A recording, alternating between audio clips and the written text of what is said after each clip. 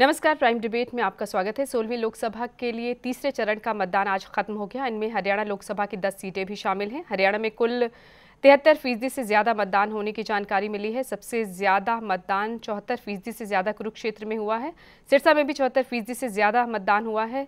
हिसार में भी 70% से ज़्यादा मतदान हुआ है। अम्बाला में 68% से ज़्यादा मतदान होने की खबर है। इसके अलावा करनाल में 67%, गुड़गांव में 67% से ज़्यादा, सोनीपत में 64% से ज़्यादा मतदान हुआ है। वहीं रोहतक में भी 64% से ज़्यादा, भिवानी में 65% से ज़्यादा और सबसे कम फरीदाबाद में लगभग 57% मतदाताओं ने अपने मताधिकार का इस्तेमाल किया है।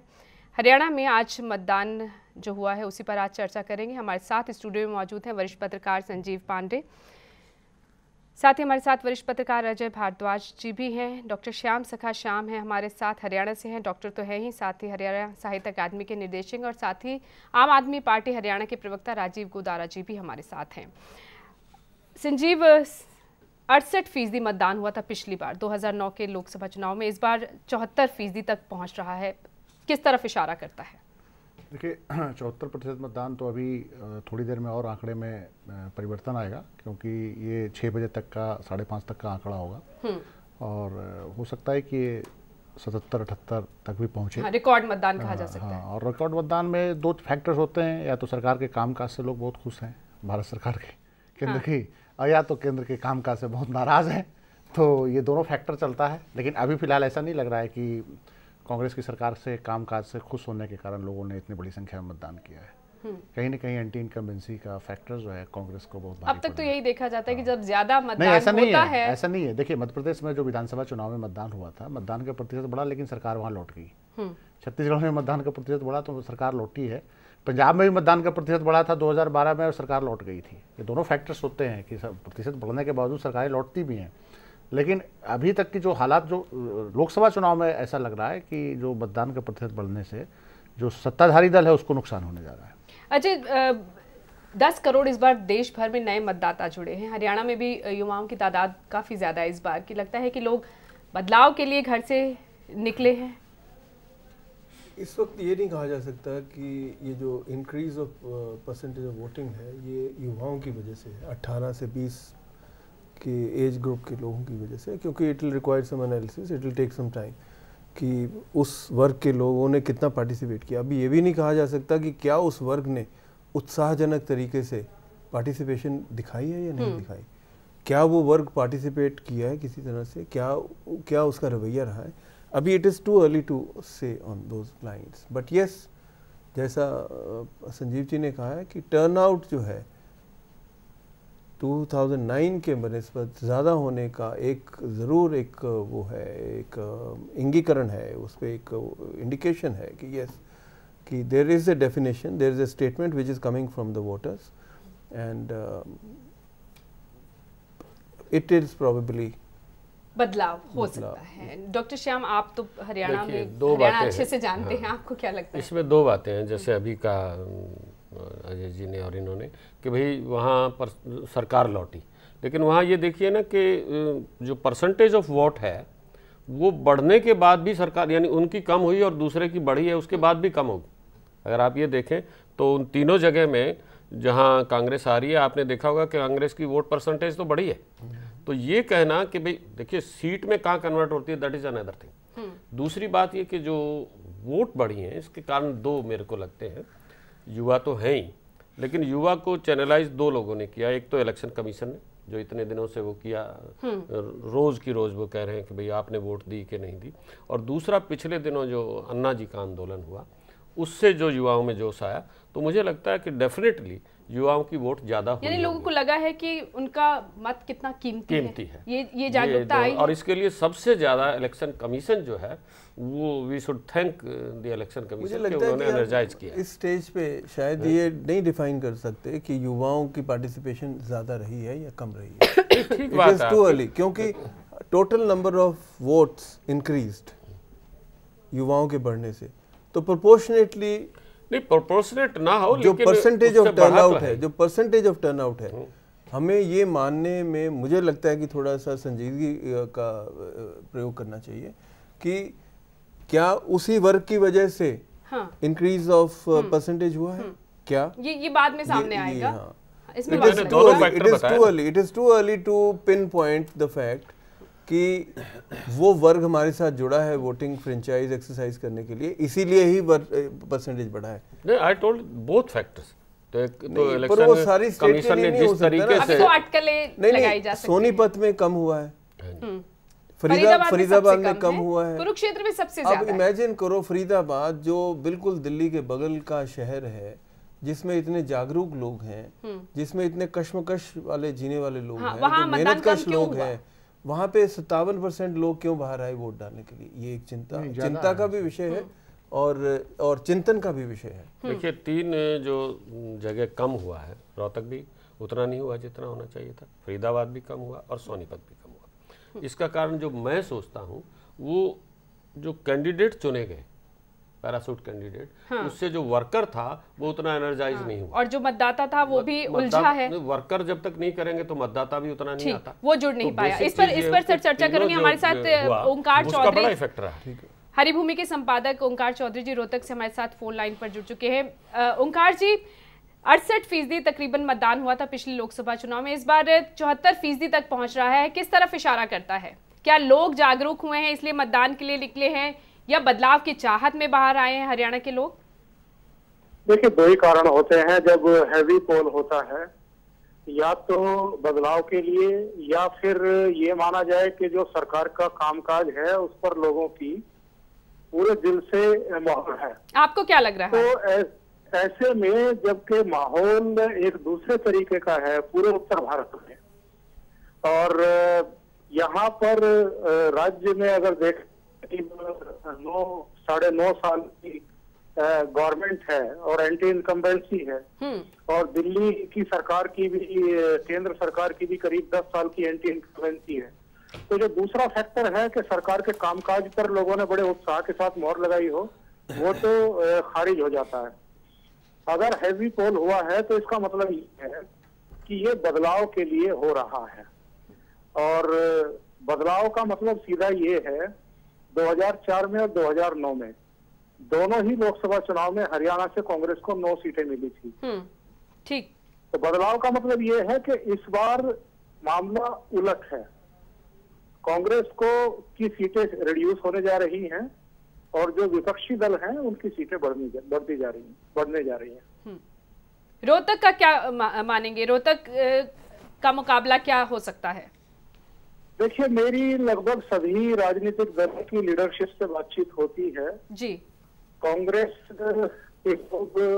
मीडिया के लिए और पब्लिक के लिए भले ही कॉन्फिडेंस के साथ बयान देते हों, लेकिन व्यक्तिगत बातचीत वो भी मानते हैं कि रोहतक ही हमारी एक ऐसी सीट है जिसको हम कॉन्फिडेंस के साथ कह सकते हैं कि वो आ रही है, यानी रिपीट हो रही है। क्या इस बार चुनाव यहाँ मुद्दों पर लड़ा गया है, या उसी तरह से जातिगत समीकरण लगता है चलेंगे? देखिए राजेंद्र जी, जातिगत समीकरण तो अपनी जगह काम करते ही हैं, लेकिन इस बार मुद्दे भी रहे हैं। सब जानते हैं कि महंगाई एक मुद्दा है, भ्रष्टाचार एक मुद्दा है, भूमि अधिग्रहण भी एक मुद्दा बना है, कांग्रेस के लीडर माने या नहीं माने, लेकिन एक मुद्दा है। तो ये 3-4 मुद्दे हैं। अलग अलग क्षेत्रों में आंदोलन भी हुए हैं अलग अलग मुद्दों को लेकर के जी। लेकिन जो एंटी इनकम्बेंसी है, जो वोटरों की नाराजगी है, उसको चुनाव से ठीक पहले थोड़ा कम करने की कोशिश है भी सरकार की तरफ से हुई है।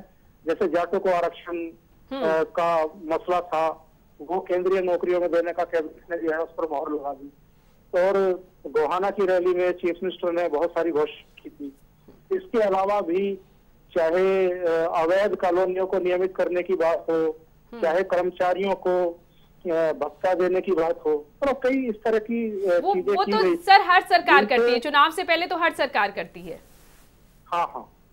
आप हमारे साथ बने रहिए। राजीव, पहली बार आम आदमी पार्टी चुनाव मैदान में है, आपको लगता है कि जो लोग बाहर आए हैं, लगता है कि आम आदमी पार्टी को इसका फायदा मिल सकता है, क्योंकि मुद्दों पर आप चुनाव लड़ रहे हैं। आप हरियाणा से वंशवाद, भ्रष्टाचार, जातिवाद की सियासत खत्म करने का संकल्प लेकर आप चुनाव मैदान में उतरे हैं। एक तो हरियाणा में जो मतदान का जो प्रतिशत रहा है उसका देखने का एक परंपरागत तरीका हो सकता है, जिसकी बात हम कर सकते हैं कि एंटी इनकम्बेंसी होता है तो वोट परसेंटेज बढ़ता है। मैं इसको दूसरी तरह से देखता हूँ कि जब जब समाज पॉलिटिसाइज ज़्यादा होता है और पॉलिटिक्स के अंदर ज़्यादा भागीदारी करता है कि सत्ता जब बनने जा रही है, जो जिस तरह की राजनीति यहाँ हो रही है उसको कैसे तय करना है, तब लोकसभा के चुनाव में परसेंटेज ज़्यादा होता है। अगर मैं गलत नहीं हूँ तो 77 के 1977 का जो 1977 का चुनाव था उसके प्रतिशत से करीब करीब नज़दीक पहुँचा और पहली बार उसके नज़दीक पहुँचा है। और 1977 के चुनाव को आप इस देश का बहुत ज़्यादा पोलिटिसाइज्ड इलेक्शन कह सकते हैं। इस चुनाव में भी मुझे कम से कम वही लगता है जो डॉक्टर साहब ने कहा, अन्ना आंदोलन, और उस आंदोलन के बाद लगातार आम आदमी पार्टी का बनना और जिस विचार की राजनीति की उसने बात की वो उस वर्ग तक उसकी पहुंची जो वोट से दूर रहता था, हरियाणा में पहुंची है उस वर्ग तक जो तमाम जहां 70% लोग गांव में हैं। बिल्कुल, हरियाणा में मुझे लगता है कि जो वर्ग राजनीति में सीधा हिस्सा नहीं लेता था, हिस्सा कौन लेता था? जो राजनीतिक पार्टियों के कैडर था वो लेता था और कुछ लोगों को मोबिलाइज करके अपने पक्ष में ले आता था एक वैक्यूम में। आम आदमी पार्टी के साथ बहुत बड़ा वर्ग वो जुड़ा है जो राजनीति में पहले नहीं था, जो राजनीति बहुत सक्रिय भूमिका नहीं निभाता था। पर ये भी कहा गया कि शहरी क्षेत्रों में ज्यादा असर रहा है। मैं पहले पूरी बात कह लूं फिर शहरी और ग्रामीण का अंतर अपनी बात कह दूंगा। वो वर्ग जुड़ा जो राजनीति से दूर रहता था और आखिर में कुछ वर्ग उसमें हिस्सा वोट डालता था और कुछ नहीं डालता था। अब उसका एक बड़ा वर्ग सक्रिय रूप से राजनीति के अंदर हिस्सा बना, उसमें लोगों को मोबिलाइज करने लगा, आम आदमी पार्टी के वॉलंटियर के नाते काम किया और जिसको उसने किया तो वो जब लोगों में गया जो राजनीति बहुत सक्रिय नहीं है, उन लोगों ने उनकी बात को इस तरह से समझा और देखा कि ये वो परंपरागत राजनीति के खिलाड़ी नहीं है, इसलिए राजनीति को एक दूसरी दृष्टि से देखने का काम हुआ। शहर में ज़्यादा हुआ, गांव में हमारे साधनों की कम होने की वजह से हम उतना नहीं पहुंचे जितना शहर में गए हैं, परंतु गांव में हम गए हैं और इस चुनाव में हर गांव तक हमने पहुंचने की कोशिश की और लगभग हरियाणा के गांव में हम पहुंचे हैं। तो एक मुझे ये लगता है कि एक परंपरागत तरीका हो सकता है और एक राजनीति में बदलते जो स्वरूप जो राजनीति का है उसका असर हो सकता है। इसलिए मुझे लगता है हरियाणा में जो हुआ है उसमें जो राजनीति का स्वरूप बदल रहा है और मुझे सबसे सुंदर बात ये लगती है ये इस देश की लोकतंत्र और नई राजनीति की जीत का एक नमूना है जिसमें लोग ऐसे माहौल पे जब एक तरफा बयार नहीं बह रही है। अगर हरियाणा की आज भी हम बहुत फेयर बात करें तब आप ये नहीं कह सकते कि किसी पार्टी को 10 सीटें मिलने जा रही हैं या 9 सीटें मिलने जा रही हैं। इन परिस्थितियों में इतना बड़ा मतदान होना, अब तक जितनी बार भी बड़ा मतदान हुआ होगा एक पार्टी स्वीप करती रही है, इस बार ऐसा तो कोई दावा ही नहीं कर रहा है और उस समय बड़ा मतदान ना तो कोई यहाँ हरियाणा में ना तो कोई लहर दिखाई दे रही है और आप कह रहे हैं कि राजनीति का स्वरूप बदल रहा है, कितना बदल रहा है और क्या किसी की भी लहर नहीं थी या किसकी कितनी थी? संजीव, जो राजीव सवाल उठा रहे थे कि परंपरागत राजनीति से परे हटकर एक जो बदलाव की बात कह रहे हैं कि राजनीति का स्वरूप बदल रहा है, लग रहा है इसलिए जो भागीदारी है वो भी बढ़ी है, लोगों को लगा है कि उनका वोट कीमती है इसलिए वो बाहर आए हैं और एक हिस्सा बनने की कोशिश व्यवस्था में।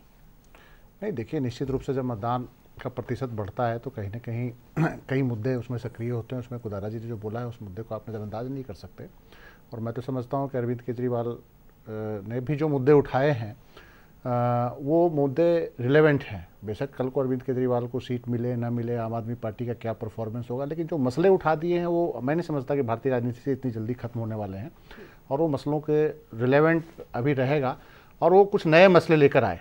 हाँ, लेकिन जो हरियाणा का परंपरागत वोट बैंक है उस पर असर पड़ा होगा। देखिए, अब एक बात बताइए कि जब दिल्ली में आम आदमी पार्टी को वोट पड़े हैं तो हरियाणा में भी वोट तो प्रतिशत मिलेगा, मैं ये नहीं कहता। मैं दावे के साथ कह सकता हूँ कि हरियाणा से बेहतर वोट प्रतिशत पंजाब में आम आदमी पार्टी को मिलेगा, मेरा ये मानना है। जो अभी तक की जो रिपोर्ट्स आ रही है, जो लोगों से बातचीत हो रही है, उसकी वजह कुछ खास? उसकी वजह ये है कि पंजाब में एक अलग तरह की स्थिति है। पंजाब में जो वर्तमान सरकार है उसके खिलाफ भी लोगों में बहुत नाराजगी है और जो उनके खिलाफ लड़ रहे हैं उससे भी लोग उब चुके हैं, विकल्प के तौर पर देख रहे हैं। अब सीट में कितना तब्दील होगा मुझे नहीं पता, वो यहाँ क्यों लेकिन नहीं, हरियाणा में क्यों नहीं? हरियाणा में अभी वो स्थिति देखने की नहीं है, कारण मैं नहीं बता सकता एग्जैक्ट, लेकिन जहां तक मुझे लग रहा है कि पंजाब में या तो बहुत ज़्यादा चरम हो चुका है, हरियाणा में उतना चरम नहीं है अभी। हरियाणा में जिस ढंग से भूपेंद्र सिंह हुड्डा सरकार का कार्यकाल अगर आप देखिए तो वो स्थितियाँ नहीं आई है।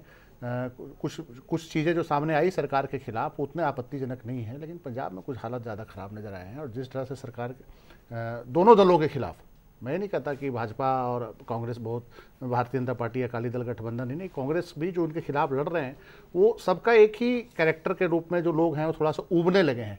तो कहीं ना कहीं आम आदमी पार्टी का मत प्रतिशत उससे बढ़ेगा, जो दोनों दलों से नाराज है उनको एक बेहतर विकल्प पंजाब में। नुकसान किसको पहुंचा सकती है आम आदमी पार्टी? अब ये तो ये अभी कहना बड़ा मुश्किल होगा। हरियाणा में हरियाणा में देखिए, हरियाणा में किसके वोट काटेगी? अगर आप कह रहे हैं अगर सीट नहीं भी जाती असर तो पड़ेगा। देखिए, निश्चित तौर पे वोट तो वो हर तबका का ले रहे हैं, मध्य वर्ग का भी ले रहे हैं, निचले तबके का भी ले रहे हैं। नहीं, कांग्रेस के को अब दिल्ली का अगर आंकड़ा उठाए तो कांग्रेस को ज्यादा नुकसान कर दिया था। बीजेपी को, इनेलो को, किसको? हरियाणा दिल्ली का अगर आप रिजल्ट रहे तो सबसे भारी नुकसान कांग्रेस का हुआ था। हाँ, पर वहां तो वही बात कहते हैं ना कि शहरी वोट ज्यादा है। हाँ, अब हरियाणा में क्या नुकसान करेंगे, ग्रामीण मतदाताओं में कितना ये प्रभाव ले पाए हैं, और हरियाणा में एक जो कास्ट पॉलिटिक्स है उस बैरियर को कितना ये तोड़ पाए हैं, क्योंकि जाट वर्सेस नॉन जाट का एक परंपरागत यहाँ पर राजनीति भी होती है, उस बैरियर को जो आम आदमी पार्टी कितना तोड़ पाई है ये तो इलेक्शन रिजल्ट ही बताएगा। हालांकि जो हरियाणा बड़ी दिलचस्प, मैं एक और कहना चाहता हूँ कि बिहार और उत्तर प्रदेश में इस समय जातीय बंधन टूट रहा है। हरियाणा में उतना उग्र रूप से जातीय बंधन नहीं टूट रहा है। बिहार के रिजल्ट बड़े आश्चर्यजनक आने वाले हैं, लोग ऐसे चाहे जो कहें। बिहार उत्तर प्रदेश में एक बहुत आश्चर्यजनक रिजल्ट आ रहा है, जिसको लोग बाद में एनालिसिस करेंगे कि लगता है जाति का बंधन जो है उत्तर प्रदेश और बिहार में टूट गया है। ओंकार जी, आप पूरी चर्चा सुन रहे हैं, आपको लग रहा है जो संजीव कह रहे हैं कि बिहार और उत्तर प्रदेश में जातीय समीकरण टूटते नजर आ रहे हैं, क्या हरियाणा में कुछ ऐसा हो सकता है इस बार? देखिए, जब भी इस तरह का इलेक्शन होता है,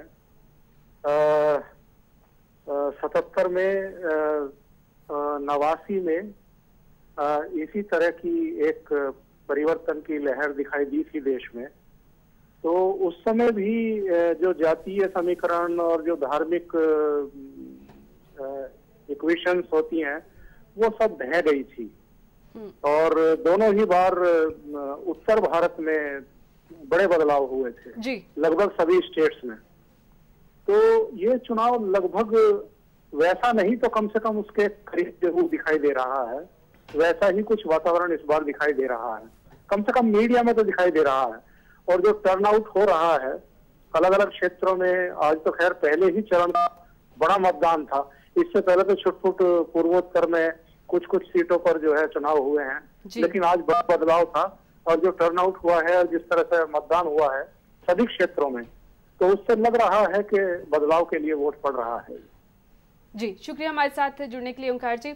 सीटों पर मैं जाऊंगी। संजीव, गुड़गांव की पहले बात करते हैं, जहां से राव इंद्रजीत बीजेपी से खड़े हुए हैं, उसके बाद राव धर्मपाल है कांग्रेस से, इनेलो से जाकिर हुसैन है, और योगेंद्र यादव बड़ा चेहरा है यहाँ से आम आदमी पार्टी का, हरियाणा में कहा जा सकता है।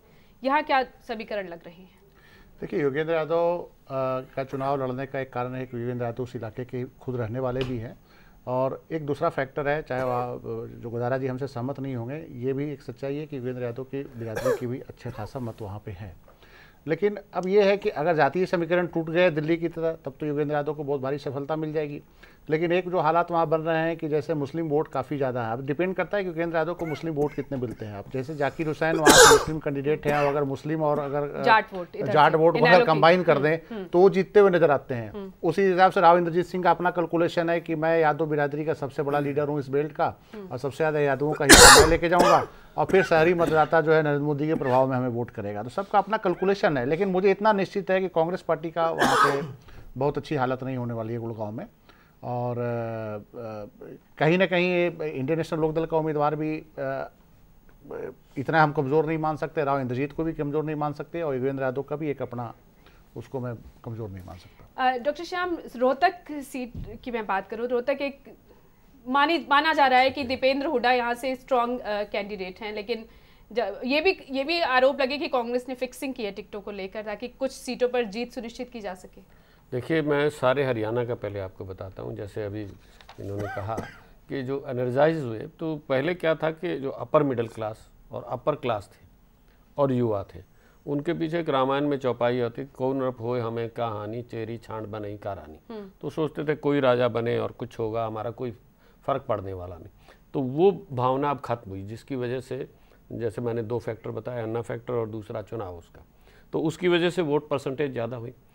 दूसरा आपने कहा कि एंटी इनकम्बेंसी, वो होता है, सब जगह होता है, लेकिन इस बार हरियाणा में एंटी इनकम्बेंसी का फ़ायदा आप जो है वो कांग्रेस को दे रही है, क्योंकि जो एंटी इनकम्बेंसी वोट थी वो सारी उधर चली जाएंगी, तो जो उसकी परंपरागत वोट है कांग्रेस की वो रहेंगी। और जो दोनों चीज़ें यहाँ जो भाजपा ने पैरासूट कैंडिडेट दिए, उसका नुकसान हो रहा है। और इन लोग के क्योंकि दो बड़े नेता अंदर हैं, तो वो उतने एनर्जाइज नहीं हुए, एनर्जाइज नहीं हुए, लेकिन उसका सहानुभूति वोट नहीं मिल सकते, ये भी कहा जा रहा है कि मिल सकते हैं। ऐसे है कि सहानुभूति वोट जो है उनके एक सेट है, उस सेट को भूपेंद्र हुड्डा ने तोड़ा है, जो पर्टिकुलर कास्ट का। दूसरा कास्ट का मैं आपको बताता हूं, जो हरियाणा का, कि जो आज 45 साल से ऊपर है वो तो आज भी कास्ट पर वोट कर रहा है, लेकिन 40 साल से नीचे, 35 साल से नीचे वाले लोगों ने कास्ट फैक्टर को छोड़ दिया हरियाणा में भी। लेकिन 45 से ऊपर वाला आज भी कास्ट के साथ उतना ही जुड़ा हुआ है जितना पहले जुड़ा हुआ था। तो इन सारी वजह से मुझे लगता है, बाकी तो देखिए 16 मई को पता लगेगा, कि उस फैक्टर से इन सब से कांग्रेस को फायदा होगा। ठीक है, फाइनली 67% अजय जी मतदान की खबरें आई हैं। उससे पहले हम बात कर रहे थे, एक सहानुभूति वोट आपको लगता है इनेलो के पक्ष में जा सकता है कि दो बड़े चेहरे नहीं हैं, उसका क्या विपरीत असर पड़ सकता है या उन्हें फायदा मिल सकता है इनेलो को हरियाणा में? मैं नहीं समझता किसी तरह का सहानुभूति वोट उनको मिला हो। एंटी इनकम्बेंसी फैक्टर जो है हरियाणा में बहुत स्ट्रॉन्ग रहा है। वो एंटी इनकम्बेंसी फैक्टर जो है वो तीनों पार्टीज़ में डिवाइड हुआ है यथाशक्ति। चाहे वो इनेलो ने उसका थोड़ा सा हिस्सा लिया है, चाहे बीजेपी ने उसका हिस्सा लिया है, चाहे हजका ने उसका हिस्सा लिया है। बेसिक फैक्टर है एंटी, उनके साथ कोई सहानुभूति का इस वक्त मुझे नहीं लगता, क्योंकि जिस कटघरे में वो खड़े हैं चौटाला जी, और जिस दोष से वो कोर्ट ने कन्विक्ट किया है उनको, तो ऐसे केस में जब करप्शन की बात हो रही हो, जब व्यवस्था में मर्यादा लाने की बात हो रही हो, तो ऐसे में सहानुभूति नहीं है। जो मुझे लगता है एंटी इनकम्बेंसी का जो एक टुकड़ा है, उस टुकड़े में 3 भागीदारी हैं, उन तीनों भागीदारियों में से कौन कितना अपना हिस्सा निकाल सकता है, दैट इज इट। हाँ, लेकिन जिस तरह से वो प्रचार में जा रहे थे, प्रचार में बार बार कह रहे थे कि साजिशन उन्हें फंसाया गया है, ये एक राजनीतिक भाषा है। तो पर वहाँ के लोगों को क्या समझ नहीं आ रही हो? नहीं, वहाँ के लोग, मैं समझता हूँ कि मतदाता जो है वो कम से कम ये बात समझता है कि जब कोर्ट ने कन्विक्शन की होती है तो उसका अर्थ कुछ और होता है। जैसे इंदिरा गांधी के केस में कोर्ट ने कन्विक्शन की थी कि आप इलेक्शन नहीं लड़ सकती, जो आपने इलेक्शन लड़ा है, अगर हम वापस 75 के पास जाते हैं तो it was a courts conviction. लेकिन उसका उनको सहानुभूति नहीं मिली 77 में। ना सहानुभूति तब थी जिस तरह से उन्होंने सारे एक तंत्र को बिल्कुल विक्षुब्ध कर दिया, एकदम तंत्र तोड़ दिया और अपने तरीके से इमरजेंसी लगा दी, ये कर दिया, वो कर दिया। तो आम आदमी ये समझता है कि पॉलिटिसाइजेशन या पॉलिटिकल वेंडेटा जो है वो होता है, निश्चित रूप में होता है।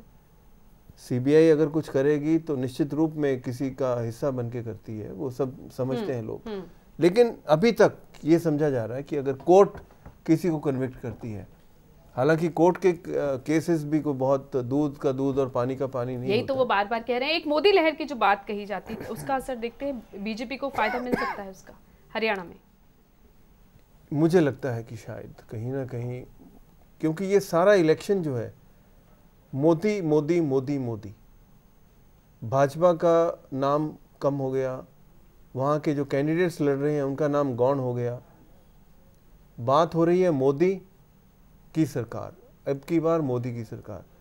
तो ये एक यूफोरिया जो बिल्ड किया गया है, ये एक जो हाइपोथेसिस बिल्ड किया गया है, ये कितना, how much does it cut the ice, ये it is has to be seen. But मुझे लगता है कि इसने शायद कोई ना कोई प्रभाव जरूर। संजीव, आपको क्या लगता है? बीजेपी की उम्मीदवारों की बात की जा रही थी कि कांग्रेस ये कह रही कि इनके पास तो अपने उम्मीदवार ही नहीं है, उधार के उम्मीदवार लिए या हमसे लिए हैं, इनेलो भी यही कह रही है। इन सब के बीच क्या मोदी लहर असर कर सकती है? देखिए, दो बातें हैं। बीजेपी के पास उधार के उम्मीदवार तो मजबूरी थी। अब हरियाणा में मुख्य विपक्षी दल तो भाजपा नहीं है ना, भारतीय जनता पार्टी तीसरे या चौथे नंबर की पार्टी है हरियाणा में, तो उम्मीदवार तो उन्होंने आयात ही करने थे। अब अगर आप 91 और 90 की बात देखें तो उत्तर प्रदेश में भाजपा के पास उम्मीदवार नहीं होते थे, उम्मीदवार दूसरे पार्टियों से आए, दूसरे कई राजनीतिक दलों के लोग भाजपा में शामिल हुए और भारतीय जनता पार्टी के नेता बने। देखिए, ये कहने की कोई बात नहीं है भाजपा ने इम्पोर्ट किए, वो किए या प्लान, ठीक है, ऐसी चीज़ें हुई हैं, मतलब कि ऑफ द रिकॉर्ड की बात नहीं है। कैंडिडेट कांग्रेस से भी गए हैं, फिक्सिंग भी हुई होगी, तमाम बातें भी हुई होगी। लेकिन मैं समझता हूँ कि जो ये सिर्फ हरियाणा नहीं, उत्तर प्रदेश में कम से कम 20 सीटों पर ऐसा हुआ है, बिहार में कम से कम 8 सीटों पर ऐसा हुआ है। दूसरे दलों के 9 उम्मीदवार, जो जेडीयू के 8 सिटिंग सांसद भाजपा ज्वाइन किए हैं। आप उसको क्या बोलेंगे? दल से जुड़े हैं या व्यक्ति से? मैं यही तो कह रहा हूं कि अंत में जब बिहार में जो चुनाव हो रहा है, चाहे उत्तर प्रदेश में चुनाव हो रहा है, वो कह रहे हैं कि जो हमारे कैंडिडेट हैं वो भी फैक्टर नहीं है। अगर हम वोट करेंगे तो नरेंद्र मोदी को वोट करेंगे, हम एक कैंडिडेट और भारतीय जनता पार्टी को वोट नहीं कर रहे हैं। यहाँ क्या लग रहा है? हरियाणा में भी ये लास्ट में 3-4 दिनों में खत्म हो गया। वो कोई उसका कांग्रेस को लाभ नहीं मिलने जा रहा है कि कैंडिडेट कांग्रेस से इंपोर्टेड हैं या कांग्रेस से गए हुए हैं, इसका कोई लाभ कांग्रेस को नहीं मिलने जा रहा है। जो उम्मीदवार जो थे, अगर वो अच्छे चरित्र के उम्मीदवार कांग्रेस का कोई फैक्टर नहीं है, अगर उनका व्यक्तिगत कैरेक्टर खराब होगा वो मर जाए, लेकिन अगर कांग्रेस ये सोचे कि कांग्रेस से वो गए हैं और इसलिए भारतीय जनता पार्टी के कैडर नहीं निकले हैं, वो खत्म हो गया है। चंडीगढ़ आपका उदाहरण है, किरण खेर जब आई तो मुझे लगा कि ऐसा मतलब कि कुछ रिवोल्ट होने की स्थिति थी, लेकिन लास्ट में मैनेज कर लिए गए। नहीं हो सकता, जहां गुड़गांव की बात करें वहां राविंदरजीत को लाया गया, मैनेज कर लिए गए। तो मैनेज करना और लहर होना तो दो अलग अलग चीजें हैं। वो तो देखिए राजनीति नहीं, राजनीति में मैनेजमेंट और लहर, ये अब आप ये नहीं कह सकते कि नरेंद्र मोदी पूरी लहर पे चुनाव लड़ रहे हैं और मैनेजमेंट नहीं है। पत्रकार होने के नाते तो मैं नहीं बोलता मैनेजमेंट का, मैनेजमेंट तो दूसरी बात क्या है, दोनों फैक्टर है, आप इस चीज को नहीं कर सकते। हमें कभी आधार रहा ही नहीं कि नरेंद्र मोदी एकदम है तो उनको वो लहर पे ही चुनाव लड़ रहे हैं और मैनेजमेंट नहीं कर रहे हैं। अगर उनके सारे सिस्टम को इसके बारे में, हरियाणा में देखिए भाजपा का कभी आधार रहा नहीं।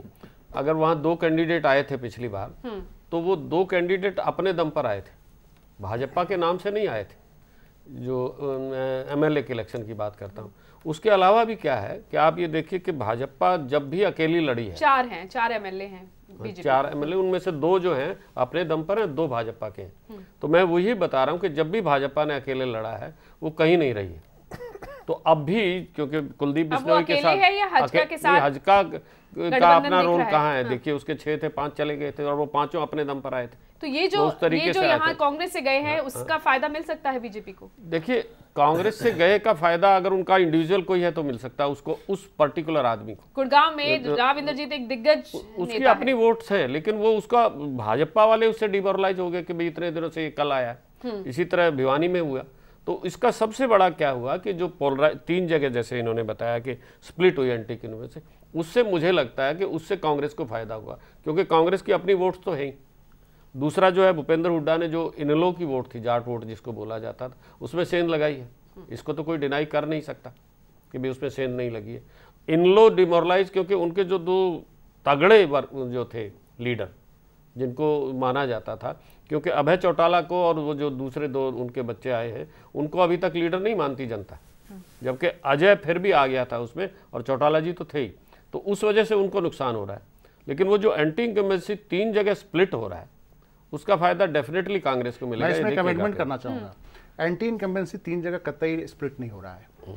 वोटर ने समझदारी से उस विपक्षी दल को वोट दिया है। जैसे मैं एक बात बोल रहा हूँ सिरसा की, हिसार की, इस सीट पे कांग्रेस 100% तीसरे नंबर पे जा रही है।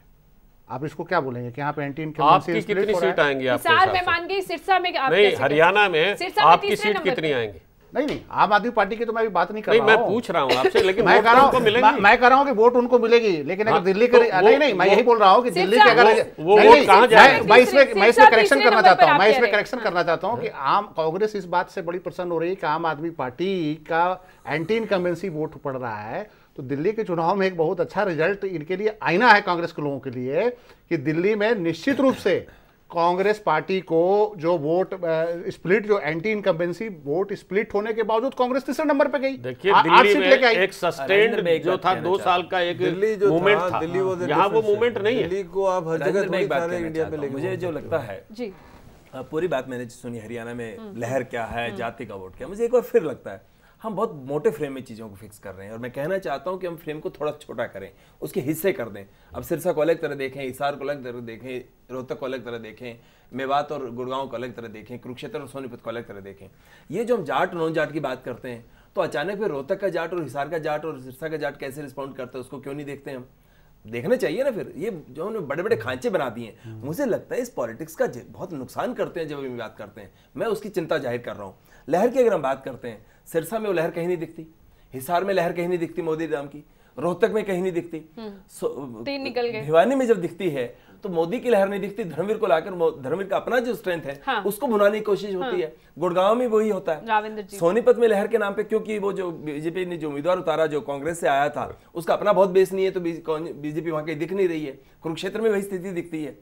ये पूरी स्थिति को हम देखें तो इनको हमें हिस्सों में बांटना पड़ेगा कि कहीं भी किसी भी सीट पे जाएं, अब गुड़गांव पे भी जाएं, और आपने बात कही कि यादव वोट की बात की, 3 कैंडिडेट यादव हैं, तो वो लोग किस तरह देखना चाहते हैं कि वो जाति के आधार पे वोट कैसे बनता है। हिसार के अंदर 3 जाट कैंडिडेट हैं, कैसे वोट बन रहा है। इन चीजों को हमें गहराई से देखना चाहिए। मोटे फ्रेम में डालने से पूरी स्थिति को हम समझते नहीं है। समझ नहीं पाएंगे, जनता भी नहीं समझ पाएगी। रादर हम जो राजनीति बननी चाहिए, जिसका मुझे लगता है हम सब सहमत होंगे कि जाति की राजनीति टूटनी चाहिए, कटघरों की राजनीति टूटनी चाहिए, मुद्दों के और समाज के आगे बढ़ने की राजनीति होनी चाहिए, वो इस तरह के आर्गुमेंट से पिछड़ती है। मुझे लगता है कि उस पर हमें ध्यान देना चाहिए। अगर हम लगातार बात करें हरियाणा में किस तरह की स्थिति हो रही है, हरियाणा में एंटी इनकम्बेंसी है, इसमें कोई शक नहीं। एंटी इनकम्बेंसी के ऊपर जो दूसरा प्रभाव होता है, उसमें लोग अपनी अपनी तरह से आदमी को चुनते हैं। किस पार्टी को चुनेंगे उसका अलग अलग तरह से प्रभाव होता है। किसी एक पार्टी को पूरा एंटी इनकम्बेंसी जाता नहीं है। एक फैक्टर होता है आखिर में जो प्योरली एंटी इनकम्बेंसी वोट होता है, प्योरली जो और कोई कंसिडरेशन नहीं देखता, वो आखिर में एक छोटा हिस्सा ये देखता है कि इसको सरकार को हरा कौन रहा है। वो एक फैक्टर होता है जिसको एंटी इनकम्बेंसी कहेंगे। बहुत बड़ा वोट जो सरकार के खिलाफ जाता है वो सिर्फ एक मकसद नहीं देखता, वो एक नई राजनीति की बात भी देखता है। इसलिए मैंने जो पहले कहा, हरियाणा में आप कहीं भी ये नहीं कह सकते कि फलां पार्टी 10 की 10 सीट जीतने जा रही है। कहीं वो वोट चौटाला की तरफ झुकता दिखता है, कहीं वो हजका और मोदी की तरफ झुकता दिखता है, कहीं वो आपकी तरफ झुकता दिखता है। और जो आपने एक बार बार हम बात कर रहे हैं कि आम आदमी पार्टी आई, वो नुकसान किसका करेगी, मैं आम आदमी पार्टी की बात नहीं कर रहा हूं। इस देश की राजनीति में नई पार्टी जो भी आएगी, नई ताकत जो भी बनने की बात करेगी, नया विचार जो आएगा, उसको इस तरह से रेखांकित करना कि नुकसान और फायदा किसका कर रहा है, मुझे लगता है एक बार फिर हम राजनीति का बहुत बड़ा नुकसान कर रहे हैं। कोई फायदा और नुकसान किसी एक का कभी नहीं होता। नुकसान उस पॉलिटिकल एस्टेब्लिशमेंट का होता है अगर वो नए लोगों को जोड़ती है। अगर उन्हीं में से कुछ जोड़ तोड़ करती है तब भी किसी एक का फायदा नुकसान नहीं होता। आपकी बात ठीक सब जगह से थोड़ा सबके बीच आम आदमी पार्टी आपकी हरियाणा में आप खुद को किस तरह से खड़ा दिखते हैं? मुझे लगता है आम आदमी पार्टी के पूरे चुनाव को देखने के बाद मुझे लगता है हरियाणा में एक नई राजनीति की शुरुआत हमने की है। हरियाणा में वंशवाद की राजनीति का एक आर्गुमेंट चला है। हरियाणा में 2 और उदाहरण देखिए आप। विनोद शर्मा की जो एंट्री होने जा रही थी वो जिस तरह रुकी, वो एक बहुत बड़ा मुद्दा था। वो आपकी वजह से रुकी? मुझे लगता है, मैं आपको कहना शायद बड़ी बात होगी, परंतु एक जिस नई राजनीति का विचार की राजनीति को हमने जगह दी है, उस राजनीति का प्रभाव उसमें दिखता है। मैं कहूं कि सिर्फ हमारी वजह से थी, मैं वो नहीं कह रहा हूं। संजीव जी ने जैसे कहा कि एक नया विचार जो उभरा है राजनीति का, उसका प्रभाव दिखता है। चंद्रमोहन को टिकट मिलने के बाद अचानक बदल देने की विचार कहां से आया? एक तरफ हम सब तरह की चीजें करते हैं, परंतु धर्मवीर को बीजेपी धर्मवीर और उसको राव इंद्रजीत को भी नहीं मिलना चाहिए। अगर आपका प्रभाव होता सर नहीं कहां से जाता? अगेन फिर आप वही मोटे मुहावरे में आ रहे हैं। मैं वही बात कहने जा रहा था। नहीं तो धर्मवीर के मामले वो नहीं दिखता। मैं वही कह रहा था, गोपाल कांडा आखिरी 2 दिन में भारतीय जनता पार्टी को सपोर्ट कर रहा था। ये खेल भारतीय जनता पार्टी कर रही थी, उसका विरोध के सामने नहीं आया। जब मैं ये कहता हूं कि इस तरह की चीजें हो रही है और अचानक डॉक्टर साहब ने कहा कि वहां क्यों नहीं दिखा, मैं पहले ही कह रहा था कि राजनीति के किसी भी आर्गुमेंट का असर सारे बैरिकेड्स तोड़ के एक ही तरह नहीं होता है। वो अपने अपनी जगह तलाशता है। एक तरह उसका प्रभाव होता है, दूसरी जगह नहीं होता है। कोई जगह कोई ताकत दूसरी बड़े रूप में आती है, एक जगह उसका प्रभाव ज्यादा होता है, दूसरी जगह कम होती है। कोई एक फैक्टर सब जगह एक तरह चलेगा, मैं तो उस आर्गुमेंट को खारिज कर रहा हूं। चाहे वो जाति का सवाल हो, चाहे एंटी इनकम्बेंसी का सवाल हो, चाहे डेवलपमेंट का हो, चाहे मौका प्रस्ती का सवाल हो, वालों में जाति का परंतु नहीं सर, आपको मैं एक और बात बताऊं, जो मोदी के लहर का आर्गुमेंट चल रहा था और जो भिवानी की जो स्थिति थी, जहां एंटी इनकम्बेंसी वोट का मामला था, कांग्रेस हरियाणा में तो लहर, उसके बाद अगर धर्मवीर अगर उम्मीदवार ना होता और पार्टी का कोई पुराना चेहरा वोट कैंडिडेट होता भारतीय जनता पार्टी का, तो भारतीय जनता पार्टी के लिए आज एक तरफा बात लोग हो सकता है भिवानी में कर रहे होते, परंतु आज नहीं कर रहे हैं। इसको आप कैसे देखेंगे? ये धर्मवीर को आखिरी समय में लेके आने का प्रभाव मुझे तो दिखता है। अब वो बिल्कुल एकदम पिछड़ गया है तब आप देखेंगे, या उसको हटाना नहीं पड़ा तब देखेंगे। इतने ब्लैक एंड व्हाइट में आप चीजों को देखना चाहते हैं, मुझे लगता है भारतीय। लेकिन आप इस बात को तो नकार नहीं सकते कि जब वोट स्प्लिट होंगी एंटी इनकम्बेंसी तो क्या होगा? क्या स्प्लिट नहीं होंगी वोट? हाँ होंगी। हाँ तो फिर उसका प्रभाव तो प्रैक्टिकल पड़ेगा ना। उसको कैसे आप उसको कह रहे हैं? अगर एक मान लिया देखिए, मैं आपको दूसरी बात जानते हैं कि इनलो और भाजपा का अगर वो कॉम्बिनेशन होता तो इसका फर्क पड़ता, लेकिन ये स्प्लिट होने से डेफिनेटली मैं आप ये देखिएगा 16 मई को कि कांग्रेस को फायदा 16 मई का इंतजार करना। इस आखिरी सेगमेंट में संजीव कुछ इंटरेस्टिंग बातें भी हुई हैं। कई जगह मतदान का बहिष्कार किया गया है। वो ये कह रहे हैं कि आप तो आते हो वोट मांगने, 5 साल बाद हमारी सुधि नहीं लेते हो। कुछ जगह ये भी सुनने में आया कि उन्होंने कहा बहु दिलाओ और वोट पाओ, ये भी चला है हरियाणा में। नहीं तो फिर उसे बहिष्कार करने की कोई जरूरत नहीं है। नोटा एक ऑप्शन आ गया है, उसको लोग दबाएं कि हमें कोई पसंद नहीं। उसके बारे में लोग लगता है जागरूक हुए इस बार नोटा विकल्प के बारे में। तो देखिए, वो तो जब मतगणना होगा उसके बाद ही ये पता चलेगा। लेकिन ये विकल्प अच्छा आ गया है कि अगर आप बहिष्कार मत करें, आप कहें इसमें से कोई पसंद नहीं है हमें यहाँ पे। डॉक्टर श्याम, ये किस तरफ इशारा करता है, बहु दिलाओ और वोट पाओ? देखिए, वो मजाक की बात हो सकती है। और नोटा का जहाँ तक हुआ है, जो संगठन है, जो ये लैंगिक अनुपात वहाँ बिगड़ा हुआ है, उस वजह से ये भी काफी चर्चा में रही खबर। चर्चा में मैंने बताया ना कि ये क्या होता है कि आप टीवी वाले मुद्दा एक आदमी ने कह दिया उसको उठा लेते हैं, ये कोई ऐसी बात नहीं है कौन बहु दिलाएगा वोट के लिए और कौन देगा, ये this is not a thing. NOTA की बात जो है, नोटा में जो डिस्कशन मेरा जैसे मरीज आते हैं उनसे हुआ, वो के लिए इफेक्टिव नहीं है, क्योंकि अगर मान लिया 50% भी नोटा करते हैं तो भी इफेक्ट नहीं होगा, जिसको ज़्यादा वोट मिली है वो मिलेंगे। इसलिए नोटा के बारे में जो जागरूक तो है वोटर, लेकिन वो उसको यूज़ करने के बारे में इतना जागरूक नहीं है, कहते इसका फ़ायदा तो है नहीं। फायदा तो तब है कि भाई नोटा का जो इफेक्ट हो, ये फायदा किसी और को है ना, जिसने एनालाइज करना है कि भारतीय समाज में नहीं उसका है, लेकिन वोटर अपनी सोचता है इस व्यवस्था से कुंठित है। नहीं आगे हो सकता है इसका फायदा हो जाए। अच्छा लगता है कि नोटा का इस्तेमाल हुआ तो होगा डेफिनेटली, लेकिन जितना होना चाहिए था इफेक्टिव वो नहीं, सार्थक नहीं है। क्योंकि मैं कहना चाहता हूँ नोटा वाले पे, जो हम नोटा और बहिष्कार की बात करते हैं, एक तो बहिष्कार हमारे यहाँ एक लंबे समय से चला आया और नोटा पहली बार हुआ, शायद अभी वो आर्गुमेंट में बदला नहीं है। एक दूसरी बात और है, नोटा का चर्चा होगी जब रिजल्ट आ जाएगा। बहिष्कार का जब कोई फैसला करता है तो उस चुनाव के दौरान अपना प्रेशर बना रहा होता है कि हमारी मांगे इस पे, क्योंकि यही वक्त उन्हें लगता है सही। मीडिया उसको उठाता है, मीडिया उसी को तवज्जो देता है। नोटा का तो चुनाव के बाद होगा, तो बहिष्कार का फैसला कहने के एक प्रेशर ग्रुप की तरह भी काम करता है, उसका इसलिए भी होता है। दूसरा जो आपने एक बात कही कि बहु दिलाओ वोट पाओ, वो ये प्रेशर किसके ऊपर पड़ता है? अगर 70% लोग जो लोग वोट मांगने जा रहे हैं, उसके अलावा कि उस प्रेशराइज का आज कोई फायदा नहीं होता, क्योंकि मैं अपनी बात तो कह लूं ना, प्लीज अलाउ मी। 70% लोग एक कॉन्स्टिट्यूंसी में कहते हैं कि we don't favour any candidate, तो किस पे प्रेशर पड़ा? आप बताइए। हाँ, मैं कहना चाहता था, एक तो जो बहिष्कार की जितनी खबरें हैं वो एक गांव में 1000 लोगों ने कहा, 2000 लोगों ने कहा, एक फलान। आप ये कह रहे हैं कि प्रेशर पड़ता है, तो आप एक सीधा से बात का सीधा सा जवाब दे दीजिए ना कि प्रेशर वो किसके ऊपर पड़ेगा। सर वही कह रहा हूँ, सुन लीजिए। जब 1500 लोग कहते हैं तो वो पॉलिटिकल एस्टेब्लिशमेंट पे होता है कि हमारा ये मुद्दा है, इसको आके एड्रेस कीजिए। और सब जगह के बहिष्कार की खबरें वहीं से आई हैं जहां उनकी एक स्पेसिफिक मांग है और उसको किसी पार्टी ने सुना नहीं, एड्रेस नहीं किया, सिर्फ वहां से आई हैं। नोटा का फैसला करने के बाद उस तरह का प्रभाव नहीं जाता, मीडिया नोटा में क्या होगा उसको उठाता नहीं है, इस फैसले को ज्यादा उठाता है। मीडिया उठाता नहीं है, ये आप एकदम स्वीपिंगली नहीं कह सकते, क्योंकि ये पहली बार प्रोविजन आया है, और पहली बार जो प्रोविजन आया है उसके बारे में आप कमेंट्री इसलिए नहीं देना चाहिए आपको, क्योंकि उसका रिजल्ट जो है वो अभी आने वाला है। नोटा की बात मीडिया करेगा, मीडिया करेगा, बात पूरी कर रहा हूं, जो दूसरी कर मीडिया करेगा। हम मीडिया से है ना, मैं इसलिए थोड़ा रिएक्ट कर रहा हूँ। ये वो तो मैं पहले भी कह रहा हूँ कि मीडिया जिस तरह से करता है उसमें अभी तक लोगों को विश्वास नहीं हुआ है कि नोटा की बात कर लेंगे तभी। हाँ, मीडिया तो मीडिया है, मीडिया से पर मेरी असहमति को दर्ज कर नहीं, वो तो ठीक है। दूसरा जो आपने बहु दिलाओ वोट पाओ वाली बात, ना बिजली ना पानी ना नौकरी मुद्दा, बहु मुझे लगता है दो चीजें हैं।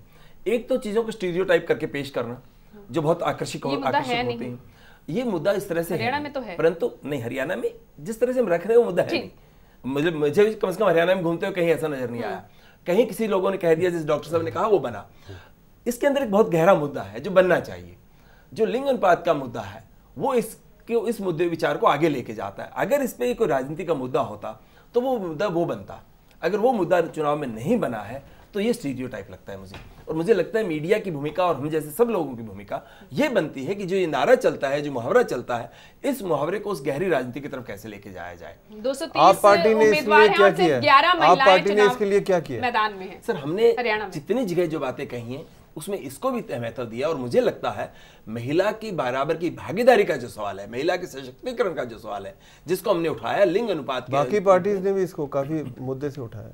आपकी पार्टी ने विशेषता क्या किया इस सारी चीज को, इस व्यवस्था को तोड़ने के लिए, इस व्यवस्था में नया लिंग अनुपात की नहीं इश्यूज को लेकर? हाँ, इश्यूज की बात ही कर रहा हूँ। हमने तो लगातार, अगर मैं महिला सशक्तिकरण की बात करूं, लगातार हमने उठाया। महिला सशक्तिकरण की बात कांग्रेस ने कोई कम नहीं की है। सर आप या तो आप कह लीजिए, पर आप सवाल पूछ रहे हैं तो सुनिए।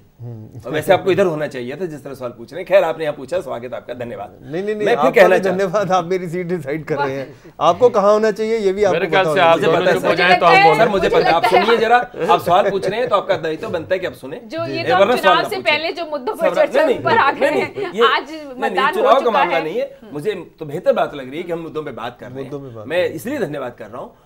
स्वराज के विचार को जब हमने उठाया, हरियाणा के अंदर नशा जो है उसको रोकने के लिए जो हमने कहा कि जहां मोहल्ले के अंदर महिलाओं की भागीदारी, उस गांव के अंदर महिलाओं की न्यूनतम भागीदारी होगी, तब नशे की कितना चलेगा, ठेका खुलेगा कि नहीं खुलेगा, इस बात में उनका फैसला अहम होगा। ये जो हमने कहा कि स्वराज की जो आइडिया है, जो मोहल्ला सभा की जो बात होगी, उसमें महिलाओं की भागीदारी और दलित की भागीदारी जो हाशिए पे रहता है, उनकी एक न्यूनतम भागीदारी सुनिश्चित की जाएगी कि उसमें भागीदार हो। मुझे लगता है कि इस बात को हमने उठाया, मैं ये नहीं कहता हूं किसी पार्टी ने नहीं उठाया, इस सबने अगर उठाया तो अच्छी बात है, सबने नहीं उठाया तो उनको उठाना चाहिए और अच्छी बात होगी। अगर हमने एक समाज बनाना है जिसमें सबको ही बात कहनी चाहिए, भी खत्म हो रहा है, उस आर्गुमेंट तक जोड़ता है। फाइनल कमेंट के लिए मैं एक मोटी सी बात बताता हूँ कि महिलाओं के बारे में, क्योंकि मैंने तो गोहाना में 40 साल प्रैक्टिस की है। हरियाणा की जो महिलाएं हैं वो कमज़ोर नहीं है, पहली बात मैं आपको बता दूं, जितना दिखाया जाता है उनका खूब रौब चलता है वहाँ। सिर्फ एक गड़बड़ है कि वहाँ उनके अंदर पुरुषों से भी ज़्यादा बेटे की चाह है। सियासत में हिस्सेदारी की बात, हाँ सियासत में भी ऐसी हिस्सेदारी, टिकट मिलना अलग बात है, लेकिन वोट डालने में आप ये नहीं कह सकते वो पति के कहने से डालेंगे, क्योंकि मेरी मरीज है, आई नो दैट। ये बात नहीं है कि वो पति के कहने से या फलां के कहने से। वक्त खत्म हो रहा है, मैं आज के मतदान पर एक बात कहना चाहता हूँ, महिलाएं कमजोर नहीं है, हर कोई कहता है, महिलाएं बेटे की चाह रखती हैं, ये कहना मुझे लगता है एक ढांचागत जो बड़ी प्रॉब्लम है उसको अनदेखा करना है। हरियाणा में सशक्तिकरण की जब बात करते हैं उस मूल विचार पे जाना चाहिए। जब महिलाएं ऐसी मेरा 40 साल का मुझे लग रहा है कि हमारा भी 40 साल का, मुद्दे से अब फिर आज के मुद्दे से भटक रहे, वक्त खत्म हो रहा है। संजीव, फाइनल कमेंट, आज जो मतदान हुआ उस पर हरियाणा में कितना असर पड़ेगा? हरियाणा में साफ असर पड़ रहा है। एंटी इनकम्बेंसी बहुत बड़े पैमाने पे है, कांग्रेस को इसका बहुत ज़्यादा लाभ नहीं मिलने जा रहा है, कांग्रेस एक अच्छा खासा नुकसान में होने जा रही है। ठीक, अजय जी। मैं ज़्यादातर सहमत करता हूँ जो संजीव जी ने कहा। मुझे तो लगता है कि जो एंटी इनकम्बेंसी स्प्लिट होगी इससे कांग्रेस को फायदा होगा। मुझे लगता है कि कांग्रेस की सबसे बेचारगी की स्थिति बनेगी जब वो एंटी इनकम्बेंसी में भी स्प्लिट होने से फायदा ढूंढेगी। इससे बड़ा राजनीति में बेचारगी होती नहीं है। हरियाणा ने एक सुंदर दिशा में गया। हरियाणा में बेहतर मतदान जो हुआ है वो ये साबित करता है कि हरियाणा में मुद्दों की बात हुई है, हरियाणा में राजनीति का विकास हुआ है, लोकतांत्रिक विकास, राजनीति का स्पेस बना है। इनेलो ने मेवात, कलायत और हिसार के किस्सों को छोड़ दें तो इसके अलावा बहुत बड़े स्तर पर कहीं बहुत ज़्यादा मतदान को प्रभावित करने का या इस तरह से जो वहाँ लूटपूट करने का या ज़बरदस्ती वोट डलवाने का असर नहीं दिखा है। ये एक बहुत सुंदर संकेत है और ये सिर्फ चुनाव आयोग और कानून के माध्यम से नहीं होता है, लोगों की जागरूकता से चीज़ें स्थापित होती हैं। महम का जो केस था उसको भी अगर हम याद करें, जब जब लोग जागरूक होते हैं तब तब ऐसी चीज़ें होती हैं और हरियाणा में इस चुनाव के अंदर ये सुंदर चीज़ें हुई हैं। मुझे ये कहना। शुक्रिया आप सभी का इस चर्चा में शामिल होने के लिए, क्योंकि आज तो हम अटकलें लगा रहे हैं, कयास लग रहे हैं, लेकिन 16 मई को अब नतीजे ही बताएंगे कि हरियाणा में जो मतदान हुआ आज वो मुद्दों पर हुआ या ये परंपरागत राजनीति ही चली। नमस्कार। खबरों की दुनिया में आइए, हमारे साथ कहीं भी और कभी भी जुड़िए। हम मिलेंगे फेसबुक पर, हम दिखेंगे यूट्यूब पर, हमें फॉलो कीजिए ट्विटर पर। खबरों के साथ बने रहिए रात दिन।